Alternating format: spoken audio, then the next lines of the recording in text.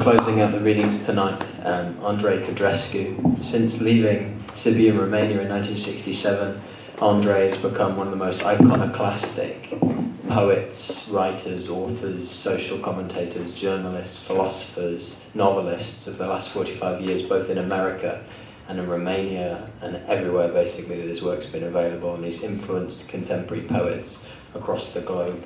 So it's a real pleasure to introduce at last Andrei Codrescu.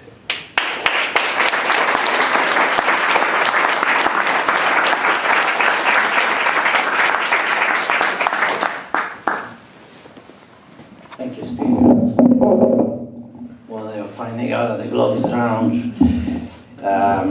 The Gulf of Mexico, these are recent social realism. These giants, oil engines behind the scenes at night, they're working for you, even when they look like they're making money for someone else. They do. The only thing that hurts these giants is the umbilical cords they're attached with to you. That one just dangling with a puddle on the end is the Gulf of Mexico. It used to be rich. All you need is a nice pair of scissors. Then it will be aesthetic. You won't even know it was there, like a shrimp in reduction sauce.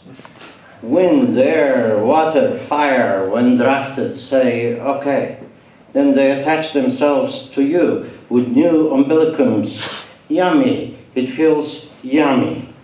Migratory birds know where to go. Something outside of them tells them where to go.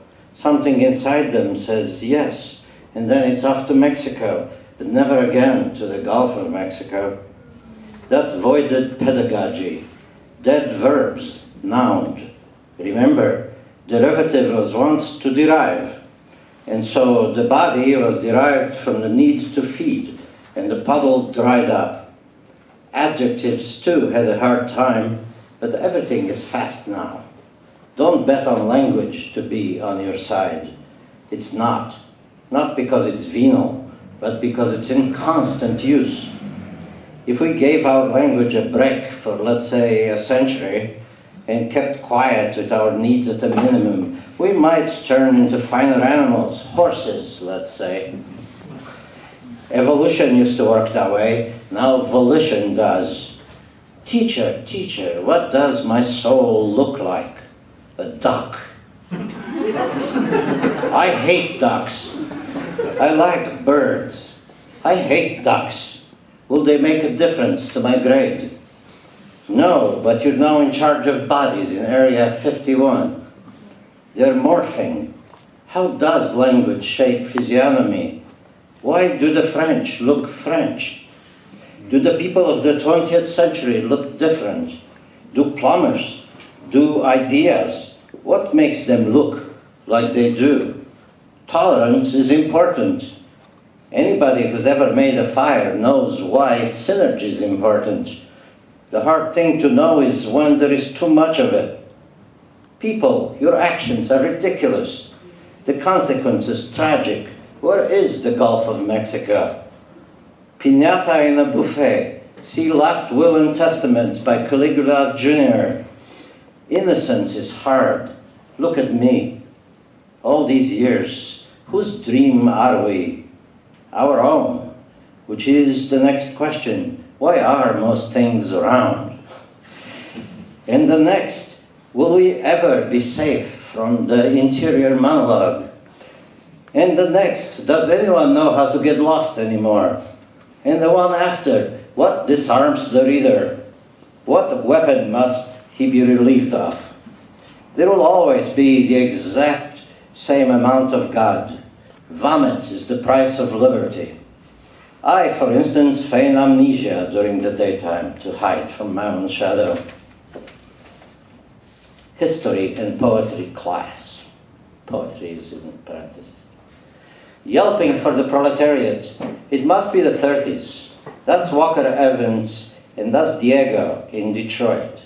Everybody on the train is reading a USSR travel book. That was in the 20th century. It's 2010 now. The bourgeoisie can only achieve contentment through the unhappiness of artists who can wreck that contentment through ecstasy. Suffering artists are promoted to the expense of ecstatics and mystics. We are at the ceremony but pretend to be elsewhere, which is what the Tretiakov galleries meant to say all along. Class. Analyze the 20th century in the following keys. 1. Freud. 2. Jung. 3. Marx. 4. Fashion. 5. The Kabbalah. 6. The news. 7. Art. 8. Advertising. 9. The future. 10. The assignment. I would rather be in you than with you. But here we are, artists and analysts, all mixed up, like parts of the gun each one of you has been assigned at the beginning of your social class. Pay attention. This is the club. Every thought, symmetry. What sounds, what you hear, matter. Each bullet is you. The imperative is to think in piano keys. They are actually bullets. The man with the shovel is a digger. I found him on the vacant lot as I was looking for an appropriate something to bring to show and tell. He is digging, always digging. When I found him, he had just finished digging a new rift in American education, a trench. And now, class, he will dig something for you. He'll find the interstices in the trenches he himself is digging. That's where the candy is hidden, in your machine guns. The earth might collapse on him, or it might get hilly, but whatever happens, don't move a muscle. Just keep breaking down and putting back together your gun, your club, your life, your ambitions. This terrain is made for you and me, even if it looks like Belgium at first. It's both narrative and complicated, but it moves forward, that much I can tell you.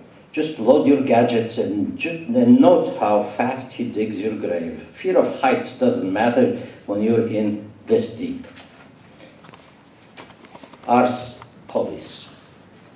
Begins with a quote from George Vigarello from a book on bodies, I guess. The frequency of portraits in post-mortem inventories in the 17th to the 18th century grows from 18 to 28%, while the percentage of religious portraits falls from 29 to 12%. Way too human, too fast, too boring, too quick. The wrong humans are that. Humans that tick like clocks. The saints are in no hurry, nor the poor. Every time a slum is being abolished, people's right to get fucked up is abridged. More immortality ground up like beef. Display patties in square windows. No streets to perform on. No place to squat for a good shell game. OTB poetry parlor, where are you? Poetry, that good superstition. Guessing where the third P hides. Anybody can play. You can't be a bit superstitious and a bit rational, a little in a book and a little outside. But you can keep betting and never guessing. And when they explain everything on TV, Japanese woman arrested for killing virtual husband, on the crawl that used to be the street, you walk 3 frustrated miles, meeting no one you know, no one who knows you.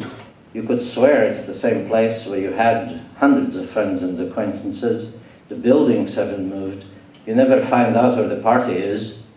The gaze doesn't reveal anything. It places us instantly in a different situation.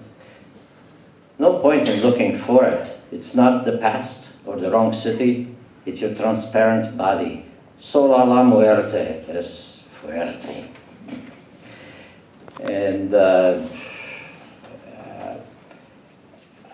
actually I'll close with, 3 poems.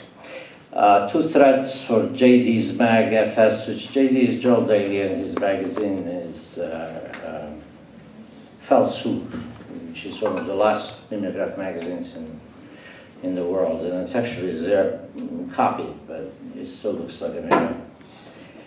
I wrote them for him recently.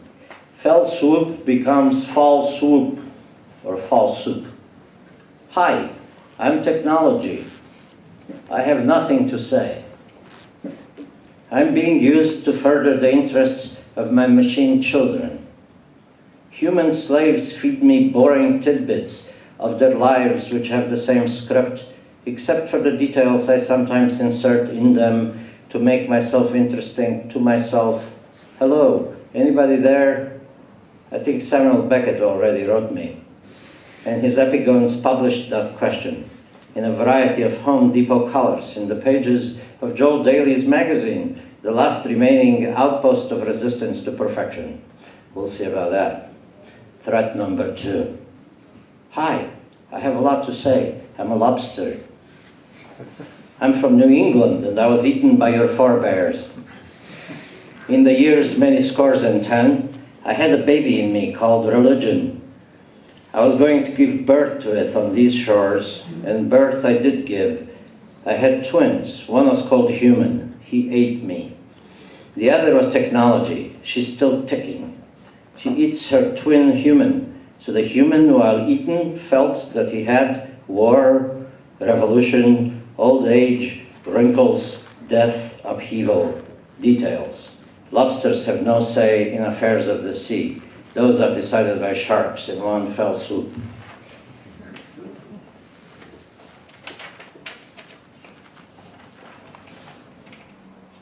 I'm not really that mean, I just play one on television. It's actually a poem from my new book, which is not going to be my new book, because I wanted to call it Please Don't Wash. And my publisher thought that was a terrible thing to say, because I'm an old guy and I shouldn't say things like that. So I wrote a poem about that.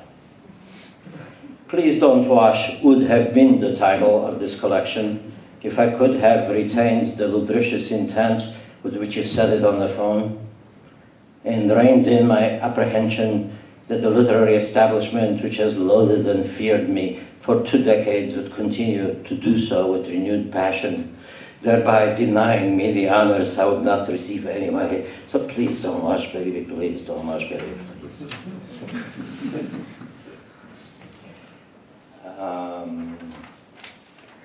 And I'll end with this poem on translation, since all of us were somehow translating something. No, actually, I already two poems. It's one of those false promises that some poets make. You say, oh, just read one more poem, and then they read 6. But I promise I'll only read 2. This whole translation is for Colleen Andrei Mihailescu, who's a polyglot poet and scholar. Exile is the most radical form of translation. This is Colleen. Exile is the most radical form of translation, writes Colleen Andrei Mihailescu in Happy New Fear, an English-titled book in Romanian that will never be translated into English, excepting the above line, because Colleen writes in rhapsodic, idiomatic, punning lingo in a Romanian resembling a wolf with 7 teeth, from which hang the other 7 languages he is. Romulus and Remus type pops ready to build cities. I mean essays about time travel in the tunnel between languages that I have traveled myself a few times, but didn't really frequent, like Colleen, who has a sleeping bag there and knows all the bumps. Some of whom are fashion models he writes odes to, many of them Czech, who have read Hrabal and Kundera and can sleep anywhere if the stories are funny. And so yes, translation is just how one lives with oneself, from minute to minute, from home to street, from street to office, from office to the bar and to bed, and in dreams. And each moment has its own language that puts it in the next moment in another language made complicated by style, which is the design of alienation residing in orthography or hesitant speech while translating oneself or others. Thus, to write on translation is to translate, and to write in language that cannot be translated is to be totally great. A state-only Czech girls in sleeping bags can and do love. And I will end with this poem. It's called Secrets, and it begins with a quote from our old friend and dear friend Ted Bergen: "Keep old hat in secret closet." Ted Bergen, 20th century. 1. Facebook. In the 20th century, people used to have secrets. When people used to have secrets, they went to the grave with them.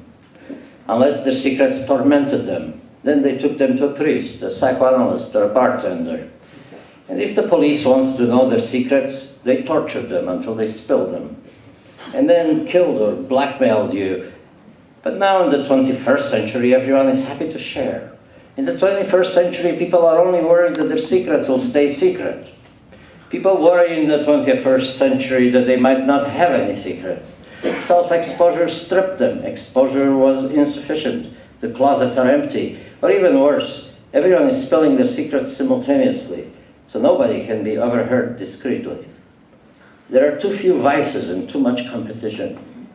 Manufacturing secrets is big business now, bigger than the technologies for overhearing them. Spies are passé, fiction writers are in. We're forgetting what language secrets speak, or how to present a secret in just the right key, and how to pitch it in the whisper or the voice that will draw the kind of attention only a secret does. Secrets become quickly boring. The bigger the media that reveals them, the more boring, because everyone can tell what kind of secrets they are, just by the way they go shh.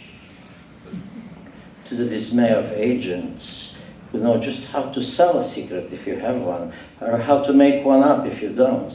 But what avails an agent the art of PR if boredom overtakes it? Agents are losing their grip on the lubricious. Nothing is viral enough because viruses mutate too fast. Nobody knows what to hide anymore. The world is full of hiding places. No secret can even pretend to be secret because no one will believe it. But what else can a secret be but the secret? Oh, my people of the 21st century, nobody cares about us, because why should anyone care for someone without secrets? We don't even know what is or should be secret, and what taboos still pertain with enough force to make a secret effectively thrilling and anguished. Even killers go on reality shows and nobody believes them. The priest shrinks and bartenders of yore never listened that good anyway, unless there was money in it. So we can't go to them for advice because they forgot us as soon as the money was spent. 2, WikiLeaks, your neighbor. The secret of diplomacy at its semi-secret ease is meant to sound like friends talking at a cafe who take pains to whisper and use their indoor voice. Make sure they've taken a table in the corner, but they know that everyone is listening, and they're okay with that. They want people to know how smart they really are. But like in the game of telephone, everyone hears the whisper, and the secret comes out scrambled and wrong. WikiLeaks came about just in time. 3, the secret is children. Thank you.